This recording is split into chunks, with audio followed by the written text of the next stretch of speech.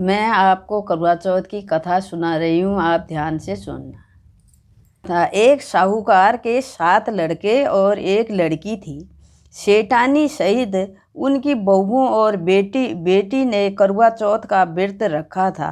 रात्रि को साहूकार के लड़के भोजन करने लगे तो उन्होंने अपनी बहन से भोजन के लिए कहा। इस पर बहन ने उत्तर दिया, भाई अभी चांद नहीं निकला है, उसके निकलने पर अर्घ्य देकर भोजन करूंगी।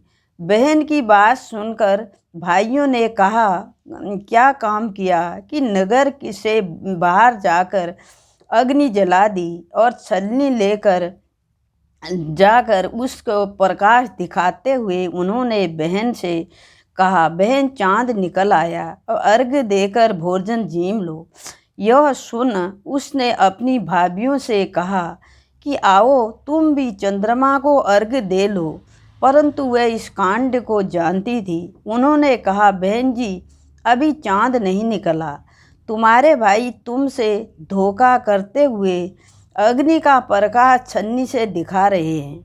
भाभीियों की बात सुनकर भी उसने कुछ ध्यान नहीं दिया और भाभीियों द्वारा दिखाए प्रकाश को अर्घ्य देकर भोजन कर लिया।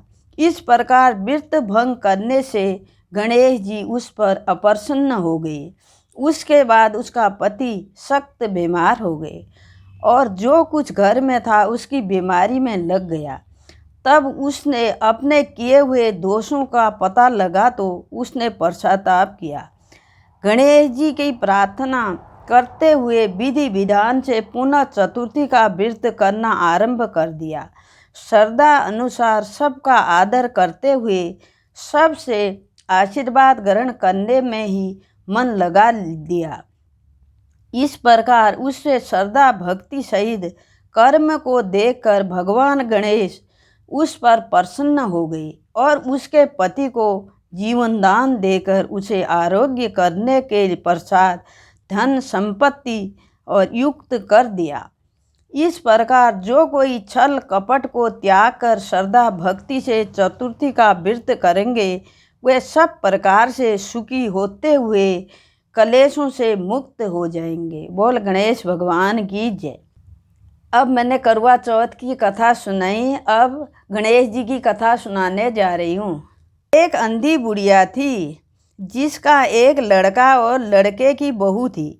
वे बहुत गरीब थी। वह अंधी बुढ़िया नित्य प्रति गणेश जी की पूजा किया करती थी। गणेश जी स्यास्या सम्मुख आकर कहते थे कि बुढ़िया माई तू जो मांगे जो चाहे सो मांग ले। बुढ़िया कहती मुझे मांगना नहीं आता, सो कैसे और क्या मांगूं। तब गणेश जी बोले, अपने बहू और बेटे से पूछ कर मांग ले। तब बुढ़िया ने अपने पुत्र और बधू से पूछा तो बेटा बोला कि धन मांग ले और बहू ने कहा कि पोता मांग ले।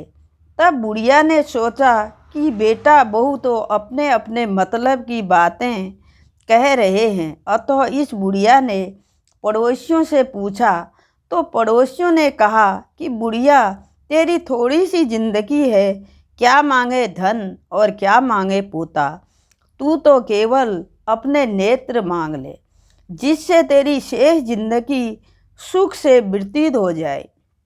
उस बुढ़िया ने बेटे और बहू तथा पड़ोसियों से की बात सुनकर घर में जाकर सोचा जिससे बेटा बहू और मेरा सबका ही भला हो, यह भी मांग लो और अपने मतलब की चीज़ भी मांग लो।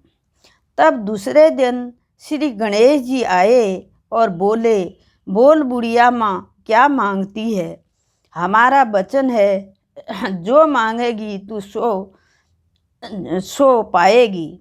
गणेश जी के वचन सुनकर बुढ़िया बोली, हे गणेशराज यदि आप मुझ पर प्रसन्न हैं तो मुझे 9 करोड़ की माया दे, निरोगी काया दे, अमर सुहाग दे, आँखों में प्रकाश दे और नाती और पोते दे, समस्त परिवार दे, सुख दे और अंत में मोक्ष दे। बुढ़िया माँ की बात सुनकर गणेश जी बोले, बुढ़िया माँ तूने तो मुझे ठग लिया। खैर जो कुछ तूने मांग लिया यह सब तुझे मिलेगा। यूं कहकर गणेश जी अंतर्ध्यान हो गए।